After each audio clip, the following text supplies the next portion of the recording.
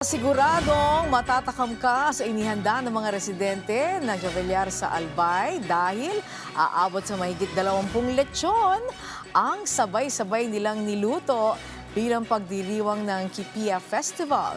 Si Sir Luzon ng Radyo Pilipinas Albay sa sentro ng balita. Hindi lang isa, hindi rin dalawa, at hindi lang tatlo, kundi 21 lechon ang sabay-sabay na niluto at hinihanda para sa mga residente sa ginanap na Lechon Cooking and Eating Contest bilang bahagi ng pagdiriwang ng Kipiya Festival sa Javellar, Albay. Alas 5 pa lamang ng umaga, isinalang na sa nagbabagang uling ang mga baboy na inihanda ng mga kupunan mula sa iba't ibang barangay kasamang mga kawani ng Bureau of Fire Protection, Philippine National Police at mga katuwang na organisasyon.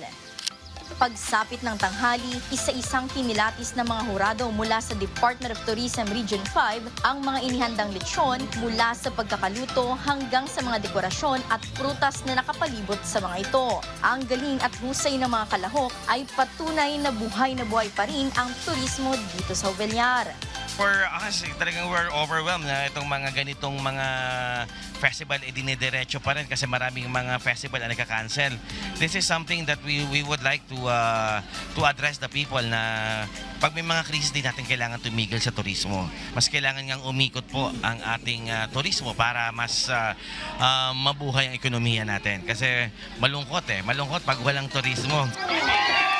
Hindi rin pinalampas ng mga residente ang pagkakataon para makisalo sa isinagawang mukbangan. Sabay-sabay na pinagsaluhan ng mga dumalo ang mga inihaing lechon na lalo pang nagbigay buhay sa pagdiriwang at nagpatibay sa diwa ng pagkakaisa ng mga taga-Javellar. Kabilang sa sumubok sa ganitong aktibidad si Ate Wilma Samson, isang residente ng Barangay Villa Paz. Sobrang saya, super happy. Kasi hindi lang ito yung first time kong sumali dito. Super exciting. Kaya yung mga gustong sumali, go lang basta kaya, abot kaya, sige lang. Fight to the win. Itong malaking honra sa aming barangay at sa buong bayan.